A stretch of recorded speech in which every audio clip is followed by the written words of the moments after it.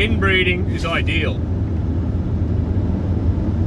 Anything outside of the spectrum of inbreeding is either incest or outbreeding, which is race mixing. Could be race mixing.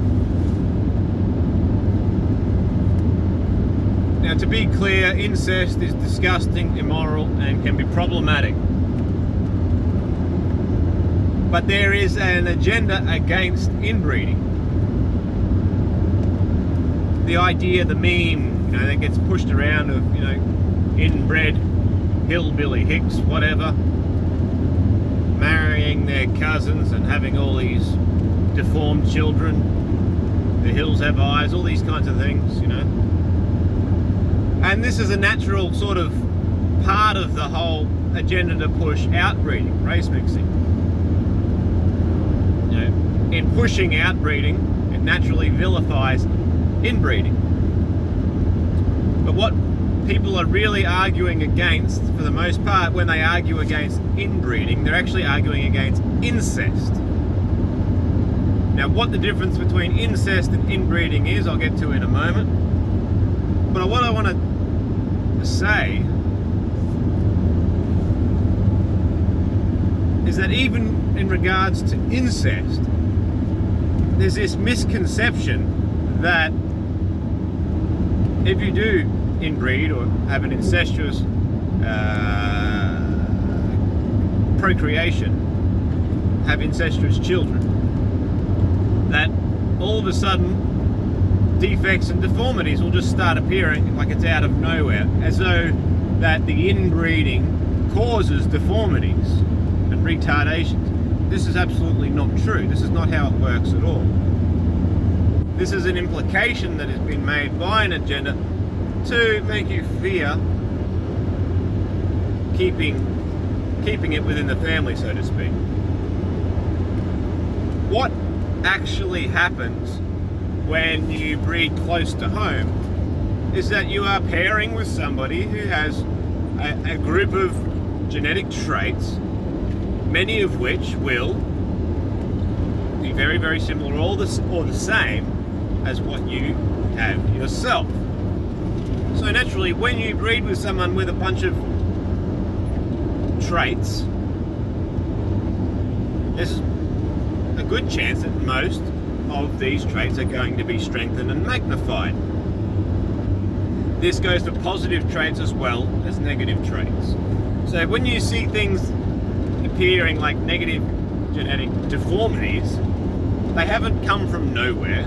They aren't caused by inbreeding. They are just strengthened by inbreeding. Likewise, positive desirable traits, you look at how people breed horses and dogs and all sorts of animals. Humans are exactly the same. The way you create pedigrees is by inbreeding. You're selectively breeding the positive traits. But this can be problematic if they are bred too closely, and then what happens is these negative traits start reinforcing. These undesirable traits have to somehow be bred out. So that's when you would throw in a bit of a mutt, so to speak, to try and filter out that negative gene. That's the main argument against inbreeding that we hear, is the deformities. It doesn't work the way most people think.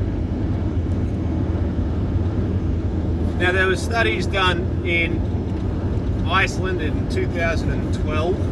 I can't think of the name of the bloke who did it, and what it was called or what have you, but this study showed that third cousins were the most fertile genetic pair. They had more, because Iceland's a very homogenous society, fairly new and fairly untainted, so to speak. So there's a bunch of cousins going on there, and you have a inbreeding depression for those who are too closely related, like closer than third cousins, and beyond, I think it was fourth cousins. So third and fourth cousins are the ideal, apparently. I think third cousins were distinctly superior to fourth cousin pairing. But after fourth cousin pairing, we started to see outbreeding depression. So beyond fourth cousins could almost be considered, to a degree, outbreeding. I don't necessarily think of it that way myself, but when you think about it, fourth cousins are very, very distantly related to you. Think about the genetic ancestry, or the shared ancestor that you have with a fourth cousin. You know, that's, for fourth cousins, we're talking about great grandparents. You are never going to be getting together for your great grandparents' birthday as an adult for a chance to mingle with your fourth cousin. It just won't happen. The generations are too far apart. I think even if you started having children at a very, very young age, it's near impossible. Near impossible. Most people today, I don't think, even know their second cousins, let alone their third cousins. So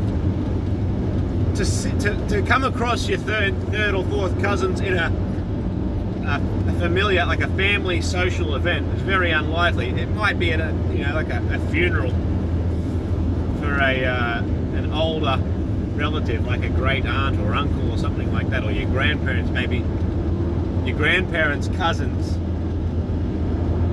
may bring their family to a funeral if they were sort of close somehow.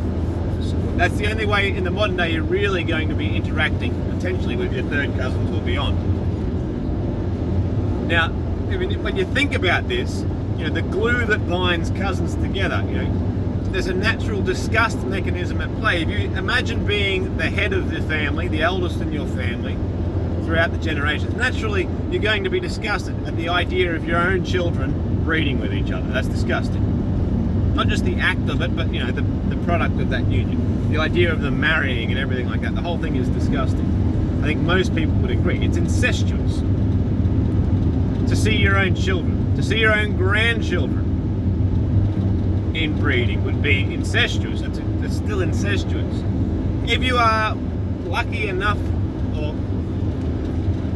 to live to the age old enough to become a great grandparent and to see your own great grandchildren rise to adulthood, these children of yours, these great grandchildren of yours, would be second cousins to each other.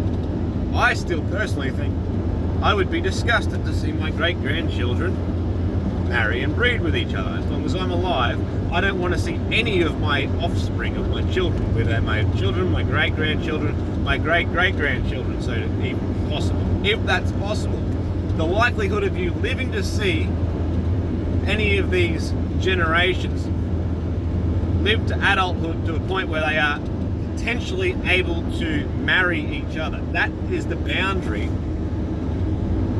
that exists naturally for that disgust mechanism. For third cousins to come to meet each other as adults of reproductive age, the likelihood of that common ancestor, the great great grandparent, to be alive to witness such an event is slim to none. It's damn near impossible. And I think this is the boundary that exists between incest and inbreeding, for reference sake. Don't marry someone with a common ancestor who is still alive. And to bypass the potential loopholes here, I'm not saying that you can marry your first cousin if your grandparents are dead, of course. This is based on averages of life expectancy and the likelihood of, as a general rule across the board, third cousins aren't likely to have a common living ancestor. So that's the rule that I've put down.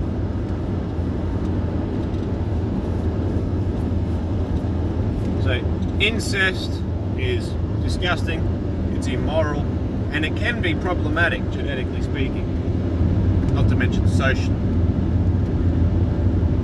However, inbreeding is ideal.